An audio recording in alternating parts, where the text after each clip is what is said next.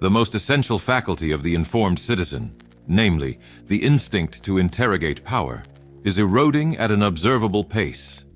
Our once prized civic skepticism, the very cornerstone of democratic participation, is now faltering, not from sudden collapse, but from a slow systemic erosion through miseducation, distraction, and institutional obfuscation.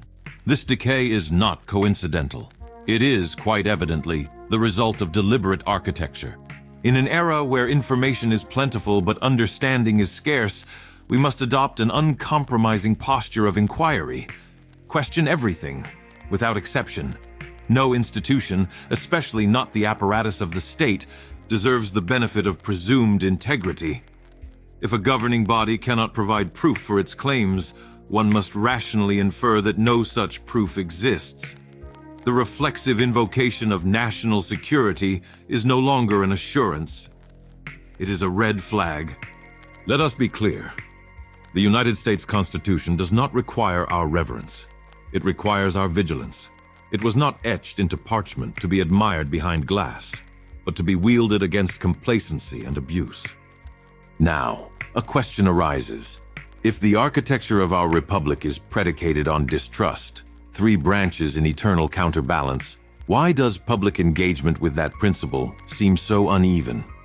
It is no longer accurate to say Americans are too trusting of government. Quite the opposite. Distrust is on the rise. Polls consistently show record lows in institutional confidence, from Congress and the Supreme Court to the media and law enforcement. But this growing skepticism is often misdirected, misinformed, and unmoored. Rather than cultivating civic literacy and precise critique, much of this distrust has been weaponized, pushed toward tribal conflicts, conspiracy rabbit holes, or vague cynicism that undermines, rather than strengthens, democratic engagement. This is not an accident. Distraction has become a central mechanism of control. Citizens are overwhelmed by obligations, overwork, debt, atomized education, relentless screen-mediated stimulation. The result is a populace too harried to monitor the levers of power, too fatigued to engage with complexity. This produces not rebellion, but resignation. Distraction yields neglect. Neglect yields exploitation. And in this weakened state, divide and conquer thrives. It is one of history's oldest political stratagems, now reborn as partisan theater and ideological spectacle.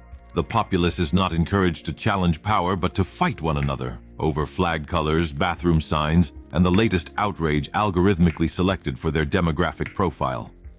Misdirected distrust becomes rage, not revelation. Exploitation yields confusion.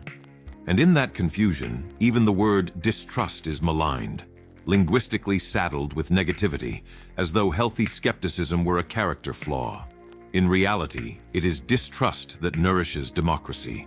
It ignites dialogue, invites accountability, repels despotism, and, in its finest form, gives rise to dissent. But we must be careful. Dissent without informed distrust is not resistance. It is performance, or worse, propaganda. Vigilance, focus, knowledge.